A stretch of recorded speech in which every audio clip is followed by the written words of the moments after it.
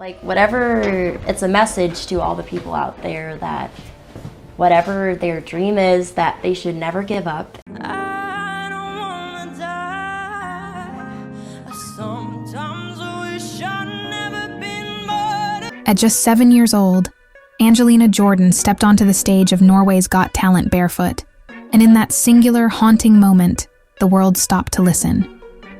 She chose to sing Gloomy Sunday, a song notorious for its sorrowful legacy, often referred to as the Hungarian suicide song, a choice that stunned both the judges and the audience into silence.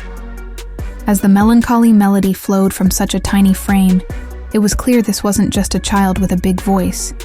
This was a soul that somehow carried generations of grief. The judges were visibly shaken, the audience frozen, and the media immediately scrambled to understand who she was. But behind the viral headlines and emotional praise stood something even more remarkable, and perhaps more tragic. Angelina's barefoot performance wasn't a gimmick. It was rooted in an encounter that shaped her worldview forever. A moment in the Middle East, where she saw a young orphan without shoes, and in solidarity, promised to perform barefoot from that day on. What the public saw was a prodigy. What they missed was a child already channeling suffering not typically felt until adulthood. Her voice became a vessel for pain, and her presence a mystery wrapped in elegance. But even at this early stage, one question quietly echoed beneath the applause. Was the world watching a gifted child rise, or witnessing a deeper emotional sacrifice unfold? And as her star rose, so too did the burden behind that voice. Long before the world knew her name, Angelina Jordan made a quiet vow that would define her career and set her apart from every other child star. She would never perform with shoes again. This wasn't some manufactured branding by image consultants or a calculated publicity stunt. The truth was far more raw and human. While traveling in the Middle East with her family, Angelina encountered a young orphan girl, barefoot and vulnerable, a child stripped of comfort and protection by the harsh realities of life. That moment struck her like lightning, embedding itself deep in her heart. And in an act of solidarity few adults, let alone children, could comprehend, she removed her shoes and promised to honor that child, and others like her, by performing barefoot for the rest of her life. From that day forward, every stage she graced became a platform not just for jazz, but for justice. Her bare feet weren't a quirky choice. They were a living tribute, a silent protest against inequality. But while the public applauded her compassion, few realized the emotional complexity behind it. Angelina wasn't just empathizing. She was absorbing, internalizing the sorrow of the world around her, using music as her only outlet. And as she sang about loss, despair, and longing, her barefoot stance became a haunting metaphor.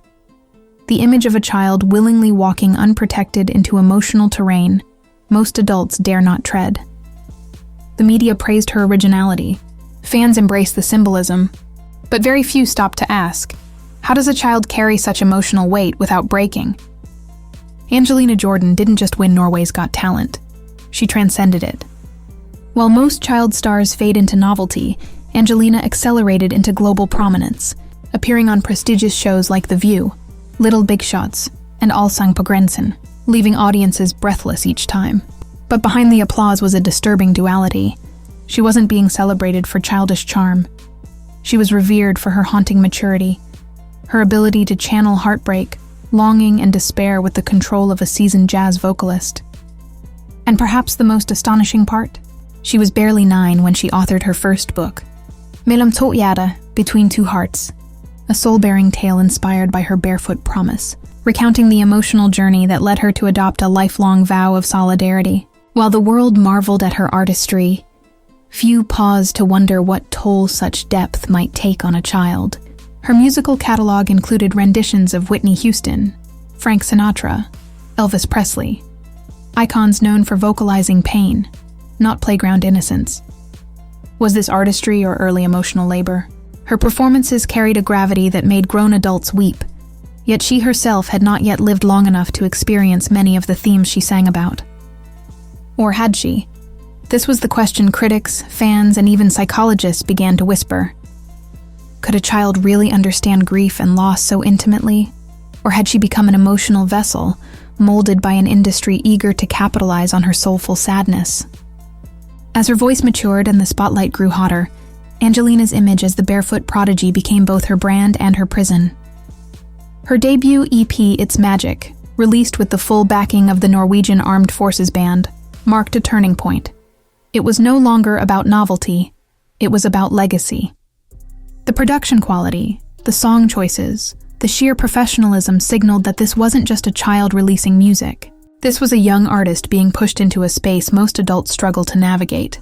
Her image, elegant, poised, emotionally rich, became currency. And behind the curtain, the machinery of the entertainment world began to churn. Opportunities multiplied, expectations ballooned, and the public grew increasingly addicted to her sorrow-soaked performances. But something vital was quietly slipping away: her childhood. There were no messy tween phases, no lighthearted YouTube trends, no carefree appearances on social media. Instead, there was discipline, delivery, and emotional maturity. It wasn't that her youth was stolen. It was commodified, reframed, and sold as wisdom. And though Angelina never spoke publicly about burnout or fatigue, insiders began to murmur about long rehearsals, emotionally draining sessions, and the relentless pressure to evolve artistically before she had even finished growing up. As the music world praised her for being an old soul, one had to ask, was she ever allowed to simply be young? When Angelina re-emerged on the American stage in 2020 on America's Got Talent, The Champions, it was heralded as her triumphant international comeback. Her performance of Bohemian Rhapsody was slow, stripped down, and soaked in emotion. Judge Heidi Klum was so overwhelmed she slammed the golden buzzer without hesitation, launching the clip into viral orbit with millions of views in mere days. But while the world saw a victorious prodigy returning to the global spotlight, others began to notice a shift. Subtle, but unmistakable. Gone was the child who looked out of place in a world of adults. In her place stood a young woman who seemed carved by the very weight of that world. Her voice was deeper, her gaze more distant, and her presence oddly sorrowful. While fans praised her nuance and maturity, a new wave of concern surfaced online. Some wondered aloud, was she okay? Was the intensity of her artistry taking an unseen toll? Rumors emerged about emotional exhaustion, about isolation, and about the constant weight of being expected to deliver perfection. Angelina remained characteristically silent, giving no interviews that hinted at any distress. But insiders whispered of rehearsals that stretched her emotionally, of a perfectionism that bordered on torment. It seemed Angelina was no longer just performing pain. She might have been living it. And yet, in front of the cameras, she remained flawless, which made the silence behind the scenes all the more deafening. Later in 2020, Angelina signed a major contract with Republic Records, joining the same powerhouse label that represents Taylor Swift and Ariana Grande. To many, this was the moment she officially leveled up from prodigy to mainstream artist. Her first single under the label, Million Miles, was a raw, emotionally stripped-down ballad, reportedly dedicated to her late grandfather. In interviews, she spoke softly of how grief shaped the lyrics, how every note was wrapped in longing and remembrance. Fans praised her vulnerability and felt deeply connected to the sorrow embedded in the song. But critics began to notice a trend. Every artistic milestone, every public moment, seemed to be laced with sadness. There were no upbeat pop anthems, no joyful experiments, only layers upon layers of melancholy. Was this her true voice, or was it what the industry expected her to deliver? As her fan base grew, so did the unease. People began to ask, is she creatively free, or emotionally boxed in by the persona the world fell in love with? Was she drawn to heartbreak because it was authentic, or because she was never allowed to explore anything else? And in an industry known for manufacturing stars, some began to wonder if Angelina had become a product of grief, not just an interpreter of it. As Angelina moved deeper into her teen years, her online presence remained as curated and mysterious as ever. Unlike other rising stars her age, she didn't post light-hearted TikToks, silly Instagram selfies, or candid behind-the-scenes clips. There were no viral dance challenges, no visible friend groups, no high school drama. Her social media was a gallery of ethereal stillness. Photo shoots, studio sessions, glimpses of performance prep, all echoing the same polished, distant vibe. While some fans admired her mystique and viewed it as an artistic choice, others began to feel something was missing. Where was the joy? Where was the teenage rebellion? Where was the rawness that makes young artists relatable? In a world where oversharing is the norm, Angelina remained an enigma. This silence became its own statement, but also its own warning. Critics speculated that her entire life had been carefully controlled to preserve a particular image, one rooted in elegance and tragedy. And while this kept her brand intact, it also raised an uncomfortable possibility. What if this silence wasn't a shield, but a cage? By 2023, Angelina's career had reached new heights of visibility. She performed We Are the Best, the official FIFA anthem, alongside Moroccan singer Doozy, watched by millions. It was a moment of global unity, celebration, and cultural pride, and Angelina stood at the center, poised and regal. But the glamour didn't stop there. In November that year, she made a dazzling appearance at Le Bal des Débutantes in Paris, a high society event reserved for aristocratic families, fashion elites, and global royalty. Draped in couture, gliding across marble floors, she looked every bit the global icon. But this evolution sparked fierce debate among fans. For a girl who once sang barefoot for justice, who vowed to stand with the voiceless, this new image felt to some like a betrayal. Was this growth? Or was the industry reshaping her into something unrecognizable? Angelina offered no public explanation. She simply let the images speak for themselves. Yet behind the diamond-studded elegance, the same haunting question lingered. Was this her choice? Or was it simply her latest role? Despite the prestige, the accolades, and the seemingly perfect career trajectory, something about Angelina Jordan's story has always felt unresolved.